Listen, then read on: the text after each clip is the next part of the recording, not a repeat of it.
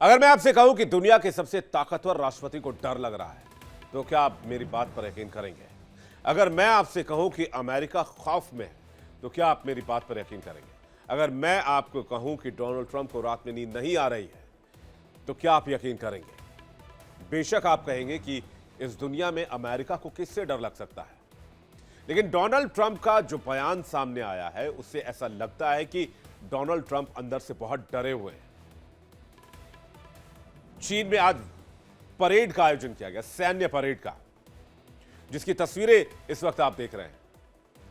इस सैन्य परेड में 3 बड़ी शक्तियां एक साथ थी, पुतिन, जिनपिंग और तानाशाह किम जोंग उन। यानी कि अमेरिका के 3 सबसे बड़े दुश्मन, पहला रूस, दूसरा नॉर्थ कोरिया और तीसरा चीन। और ये ट्रायो देखकर डोनाल्ड ट्रंप खौफजदा हो गए।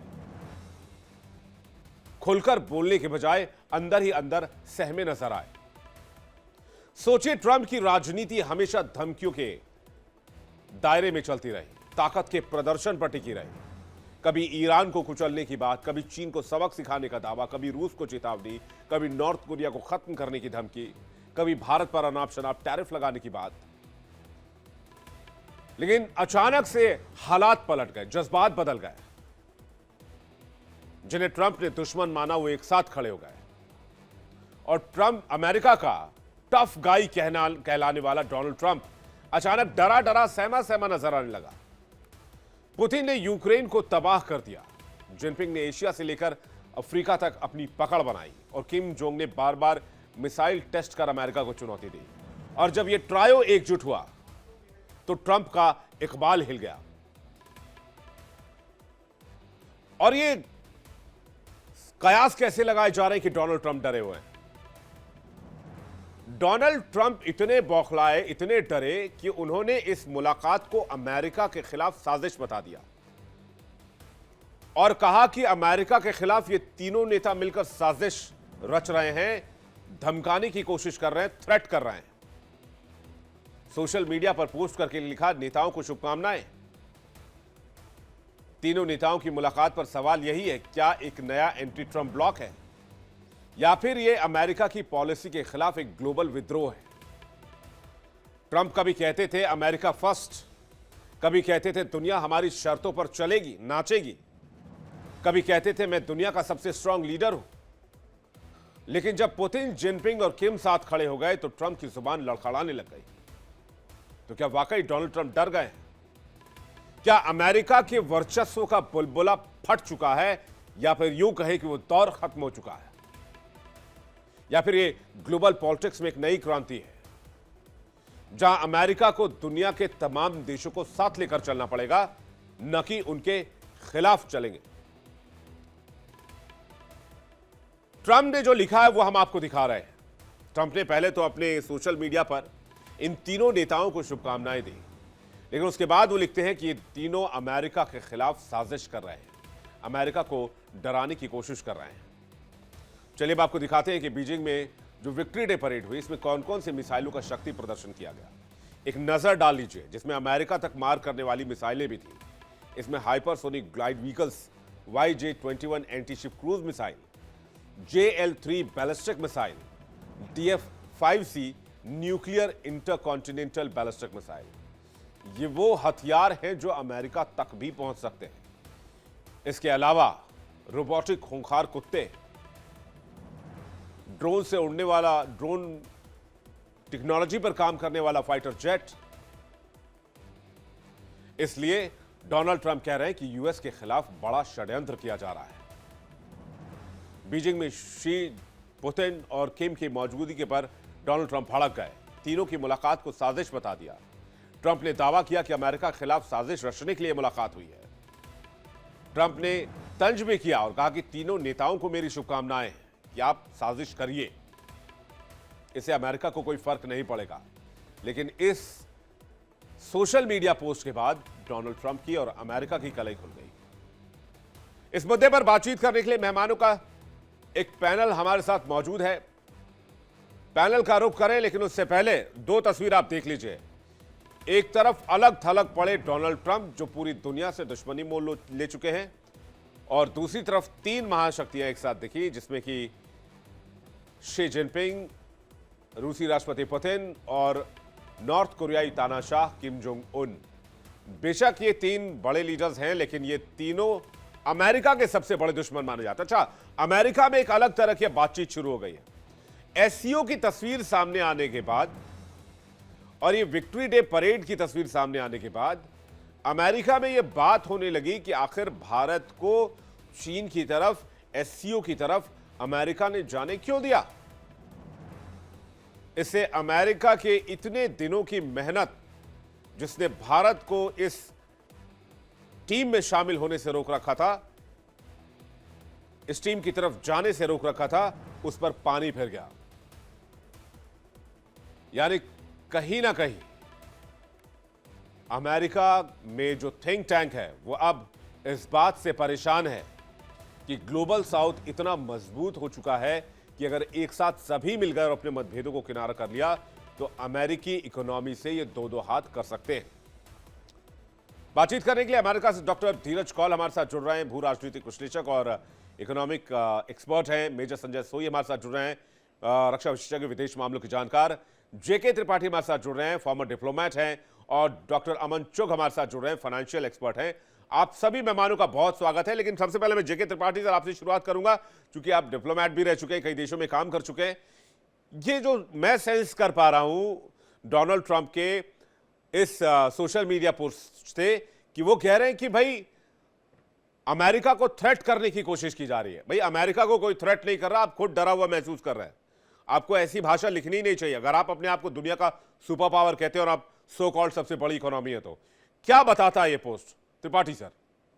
देखिए, सबको नमस्कार करते हुए मैं ये कहना चाहता हूँ, मेरे आकलन के हिसाब से ट्रंप ना तो डिप्लोमेट रहे हैं और ना ही राजनीति पॉलिटिशियन रहे हैं। ये शुद्ध और विशुद्ध बिजनेसमैन रहे हैं, इसलिए हर चीज को एक डील समझते हैं और ये डील की भाषा में बात करते हैं। अपने को एक डीलर से ज्यादा कुछ नहीं है।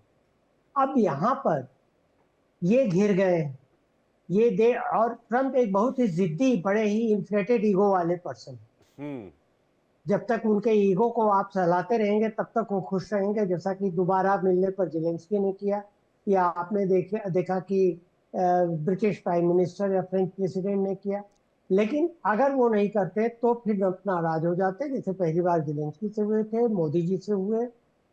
तो अब सवाल ये, अब स्थिति यह है कि ट्रंप ये देख चुके हैं कि उनके द्वारा लगाए गए टैरिफ बम या उनके द्वारा छोड़े गए टैरिफ मिसाइल का कोई खास फर्क नहीं हुआ। उसका उल्टा ही फर्क बूमरैंग हो गया है वो विश्व के ये तीनों बड़े नेता। और उसके पहले आपने देखा प्रधानमंत्री मोदी, फिर तियानजियांग में चार नेताओं ने एक तरह से जैसे हल्के अंदाज में बातचीत की, आपस में ट्रांसलेट किया। इससे उन्हें लगा कि ये तो हमारे लिए बहुत खतरा हो जाएगा। लेकिन वही है कि जिद्दी आदमी है, पीछे हटना नहीं जानते, तो वो क्या करें। वो देखिए, डिप्लोमेट की भाषा ये नहीं है कि हमारे खिलाफ साजिश रची जा रही है और आपको शुभकामनाएं। इस तरह का तंज डिप्लोमेटिक लैंग्वेज में नहीं होता। लेकिन ये दिखा रहे हैं ये करके कि इनके पास कुछ और कहने को बचा नहीं है। ये आपने देखा होगा 2 दिन पहले जब खत्म हुई थी एचसीओ मीटिंग, तो उन्होंने जी जब 2 दिन पहले एचसीओ की मीटिंग खत्म हुई थी तो जी उन्होंने ये कहा कि उन्होंने बस एक लाइन लिखी, गुड नाइट, और उसके बाद बंद कर दिया था। तो दिस मीन्स कि जब कुछ नहीं रह जाता आपके पास करने को तो आप उल्टी सीधी बात करने लगते हो। वही ट्रंप कर रहे हैं, डिस्पाइट इस फैक्ट के कि उनके कितने दोस्त और दुश्मन सभी लोग उन्हें समझा रहे हैं। निकी हेली ने कहा, उनके भूतपूर्व सुरक्षा सलाहकार जॉन बोल्टन ने ये कहा, जेम्स सुलिवान जो कि बाइडेन के सलाहकार थे उन्होंने कहा, मशहूर इकोनॉमिक्स रिचर्ड वोल्फ ने कहा, एडवर्ड प्राइस ने कहा, मैरी किसल ने कहा, जो पत्रकार है, इन सब ने कहा कि भाई आप क्या कर रहे हैं। आप जो अपने एकदम जैसे वहाँ नहीं होता, मेटाडोर के सामने सांड खड़ा होता है, लाल देख करके उसी और भागता रहता है आंख में। तो लोगों ने कहा कि आप क्यों ऐसा कर रहे हैं जी कि से अमेरिका की इकोनॉमी भी ध्वस्त हो जाएगी, आपका करियर भी ध्वस्त हो जाएगा जी। और अमेरिका की थूथू में भी होगी जाएगी। नहीं, वही है ना कि भाई आपने जो एशिया में आपका एक स्ट्रांग होल्ड था, भारत जिससे आपकी मित्रता इतनी अच्छी थी। अच्छा, भारत अमेरिका की मित्रता की वजह से आप चाइना को भी बैलेंस कर ले रहे थे और पाकिस्तान को भी बैलेंस कर ले रहे थे और बाकी चीजों को भी, अफगानिस्तान और बांग्लादेश जैसे देशों को भी बैलेंस कर ले रहे थे। लेकिन अब आप सब अपनी अपनी भाषा बोल रहे हैं। अब वो भारत से आपकी मित्रता जो है वो आपने इस हिसाब से कर रखी। हालांकि भारत अमेरिका के लॉन्ग टर्म संबंधों में इसका बहुत इंपैक्ट होगा मुझे नहीं लगता, लेकिन डोनाल्ड ट्रंप का जो रिलेशन है उसको जिस लेवल पर वो ले आए, उसके बाद अब उनको लग रहा है कि भाई हमें थ्रेट कर रहे हैं। मैं सोई सर आपका रिएक्शन चाहूंगा, उसके बाद चुप सर, धीरज कौल सर आपके पास आ रहा हूं मैं। ऐसा है कि ये बात निश्चित है कि जो डोनाल्ड ट्रंप का रवैया रहा, इसकी वजह से थोड़ी सी नजदीकियां ज्यादा लग रही हैं। देखिए, ये पहले एससीओ मीटिंग शेड्यूल थी और शायद प्रधानमंत्री जाते या नहीं जाते वो अलग बात थी, क्योंकि देखिए 2 महीने पहले ही जून में जब राजनाथ सिंह जी वापस आ गए थे, उन्होंने डिक्लेरेशन पर साइन नहीं किया था, क्योंकि वहां पर आतंकवाद के ऊपर सहमति नहीं बनी थी, आतंकवाद का मेंशन के ऊपर सहमति नहीं बनी थी। पर अभी जबकि डिप्लोमेट, पूरी जो ब्यूरोक्रेट्स हैं, जो डिप्लोमेट्स हैं हमारे, ये सब टाई अप हो गया है कि इस तरह का बयान एक्सेप्टेबल होगा और आतंकवाद के ऊपर बात होगी। और साथ साथ अमेरिका की जो टैरिफ वाली बात है, उसके द्वारा जब प्रधानमंत्री जी गए हैं, तो बात निश्चित है कि जिसको कहते हैं कि ट्रंप के सीने पर सांप लौटना, कि ये क्या हो गया। ये तो उन्होंने सोचा था भारत को धमकाएंगे, भारत मान जाएगा, दब जाएगा और कहीं ना कहीं हाथ जोड़ते आएगा कि आप मान जाइए, कुछ ना कुछ कीजिए, हम तैयार हैं, कुछ थोड़ा तेल छोड़ देते हैं, अपने लिए ले लेंगे, बाकी नहीं लेंगे, कुछ ना कुछ ऐसी बात बनाएंगे। लेकिन भारत ने एक अपना स्टैंड लिया। रशिया के साथ जो हमारी सालों पुरानी दोस्ती है वो निभाई हमने, खड़े हुए। ये पुतिन ने भी इस बात को कहा है, मोदी जी ने भी वहां ये बात की कि हम दोनों कठिन समय में कंधे से कंधा मिला के चले। तो यहाँ पे नेचुरली वहां पे बात हो, और यही कारण आज अमेरिका की प्रेस में, उनके न्यूज़पेपर में, उनके टीवी चैनल में, और जो उनके पुराने एनएसए है, एनएसए जो कि डिफेंस मैटर को डील करते हैं, वो इस चीज को कह रहे हैं कि आपने भारत को क्यों खो दिया। 25 साल से भारत के साथ थे, भारत क्वाड का मेंबर था, Australia, Japan, America, Bharat, South China Sea में हम लोग फ्रीडम ऑफ नेविगेशन की बातचीत होती थी। तो ऐसे में ये वाकई में एक बहुत बड़ी चोट है जो अमेरिका को लंबे समय में नुकसान होगा। लेकिन भारत ने यहाँ पे एक मैच्योरिटी दिखाई हुई है कि हमने अमेरिका के खिलाफ एससीओ के मंच से नाम लेकर कोई ऐसी बयानबाजी नहीं की जिससे कि नहीं, लगे कि अमेरिका का आज कोई, यही बात है सोई सर, अमेरिका का कोई जिक्र नहीं कर रहा, फिर भी अमेरिका घबरा रहा है। मतलब डोनाल्ड ट्रंप घबरा रहे हैं, कहने का मतलब अमेरिका तो क्या ही घबराएगा। मैं इस पर अमन साहब आपका रिएक्शन चाहूंगा। इधर से कोई ऐसी रिएक्शन नहीं गए, ऐसा कोई बातचीत नहीं हुई है। भाई लोग अपने अलाइज से मिलते हैं, विक्ट्री डे परेड होती है, भारत में भी गणतंत्र दिवस पर परेड होती है। अमेरिका को तो कोई कुछ नहीं कर रहा, लेकिन फिर भी कह रहे हमें थ्रेटन करने की कोशिश की जा रही है। देखिए, सबसे पहले नमस्कार है, जय भारत है। मैं इसको जय भारत। दो भाग पे बात रखता हूं। पहले हम ये समझ लेते हैं कि ट्रंप साहब बिहेव जैसे कर रहे हैं वो क्यों कर रहे हैं। मैंने पहले भी एपिसोड में जिक्र किया। देखिए, 2019 के बाद जब मोदी साहब इलेक्शन जीते तो उसके बाद डीप स्टेट के विद इन नेगोशिएशन ये शुरू हुआ कि अगर भारत के विद इन हमने पार्टिसिपेशन नहीं करी और भारत फ्रेजाइल 5 से ऑलमोस्ट उस टाइम पे टॉप 5 में था, जो कि अब टॉप 3 में ऑलमोस्ट पहुंच गया है, तो अगर विदाउट हमारे हमारे पैसे के या हमारी पावर के अगर भारत फ्रेजाइल 5 से ग्रो करा तो हमारे पैसे की ग्रोथ कैसे होगी। एंड सिंस उनको अलाउड नहीं था तब तक भारत की इकोनॉमिक सुप्रीमेसी में, तो हमने देखा होगा डेमोक्रेट्स ने क्या क्या नहीं किया भारत की गवर्नमेंट को डिसमेंटल करने के लिए। आप 2020 से सब कुछ रिकॉल कर लीजिए जो भारत में हुआ और भारत के आसपास पड़ोसी देशों में करवाया गया। सरप्राइजिंगली डेमोक्रेट्स नहीं जीते, ट्रंप साहब जीत गए, मगर स्क्रिप्ट डीप स्टेट की वही थी जो पढ़ के ट्रंप साहब को सुनाने के लिए मजबूरन करना पड़ा।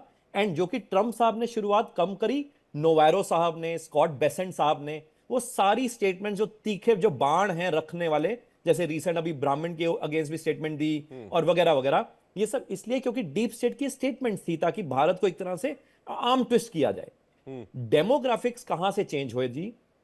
1980 में जब यूएस और चाइना की एक तरह से मेल मिलाप हुआ, जिमी कार्टर और डेंग जियोपिंग का, जिसको मैं कहता हूं चिमेरिका हुआ, चाइना वेड्स अमेरिका हुआ, एंड तभी रशिया और यूरोप की अपनी शादी हुई जिसको हम यूरशिया बोलते थे।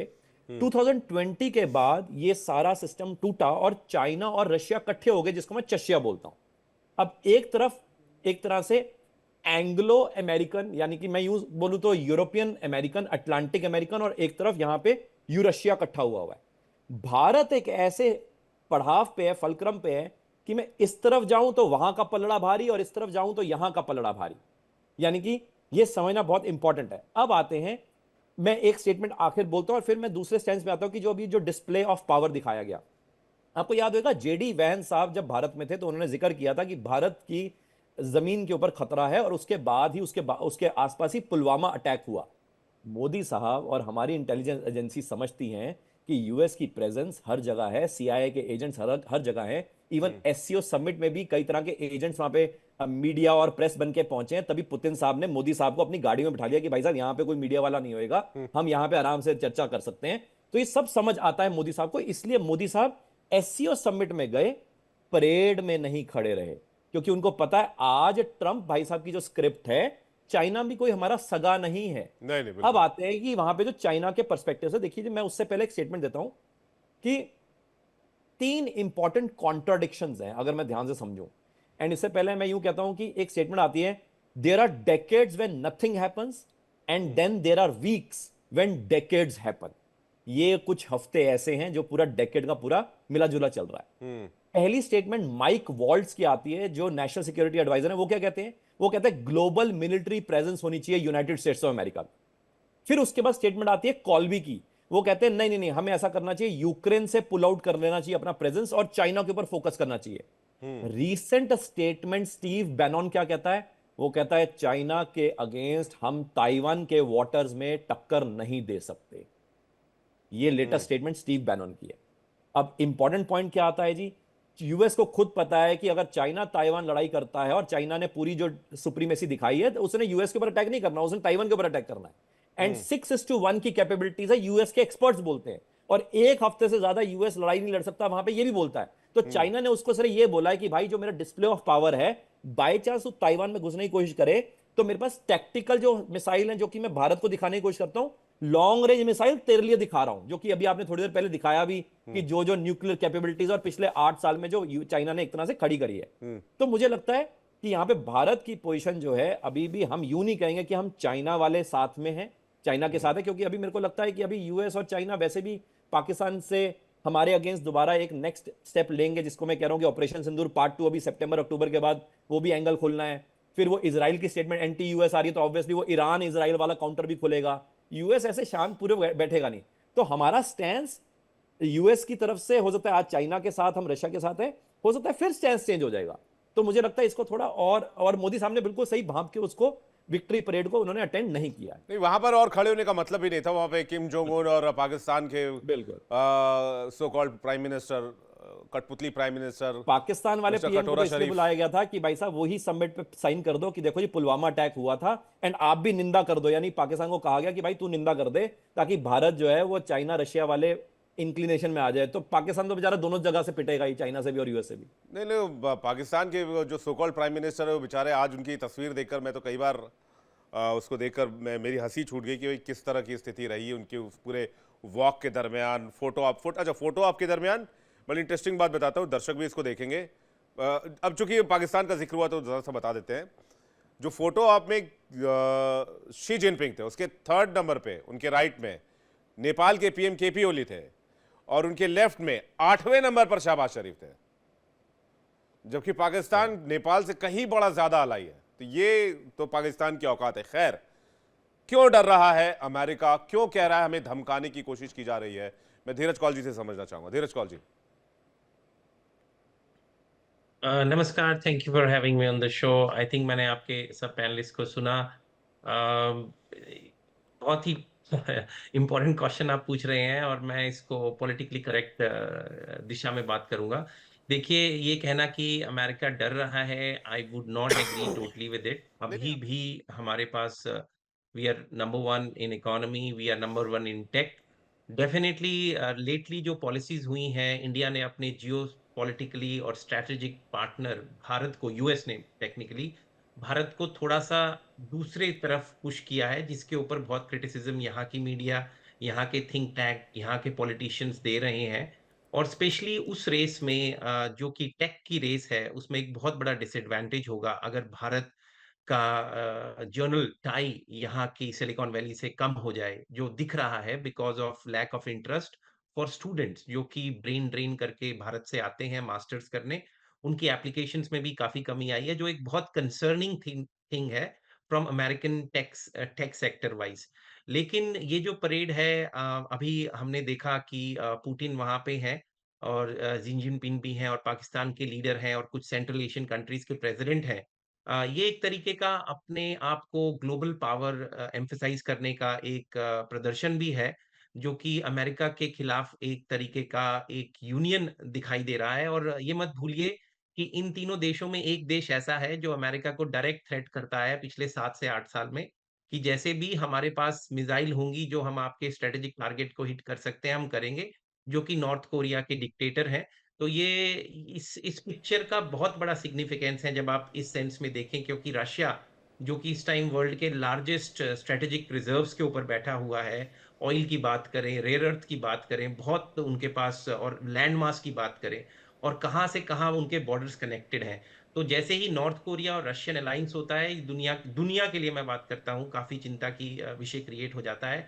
रही बात पीस टॉक्स की हुई थी अलास्का में, हम लोग उसको बहुत क्लोज़ली फ़ॉलो कर रहे थे। उससे नेट अगर आप देखें, जो पब्लिश्ड डाटा बताता है because I would like to state जो ऑफ़िशियली रिकॉग्नाइज़्ड है कि ये रिकॉग्नाइज़ हुआ है कि उस समिट से हमें निष्कर्ष क्या मिला, उससे 2 चीज़ें हुई हैं। एक तो ये हुआ है कि पुतिन को फ्रंट लाइन मिला है, उसके लिए पीआर मच बेटर हो गया है और यूक्रेन बैक फुट पे आ चुका है और यूरोपियन यूनियन भी बैक फुट पे आ चुका है। Matter of fact military constraints अगर हम बात करें तो डीमिलिटराइजेशन ऑफ यूक्रेन वो भी एक एजेंडा पे था। इसके अलावा बात की गई है कि हम यूक्रेन को नेटो का मेंबर नहीं एक्सेप्ट करेंगे लेकिन कुछ तरीके की उनको प्रोटेक्शन का कुछ तरीके की उनको वो देंगे प्रोटेक्शन का बाय म्यूचुअल एग्रीमेंट्स होंगे यूरोपियन यूनियन के और कहीं ना कहीं लैंड को वापस देना यूक्रेन के ऊपर ball is in the court of Ukraine वो उनको लैंड वापस देना पड़ेगा। दनबास एरिया जो आप समझते हैं मैं खुद जा चुका हूं बहुत बारी वहां पे वो मुझे नहीं लगता यूक्रेन देगा क्योंकि अगर वो उन्होंने दे दिया वो उनका फोर्ट्रेस है तो आप टैंक सीधे रोल करके कीव आ सकते हैं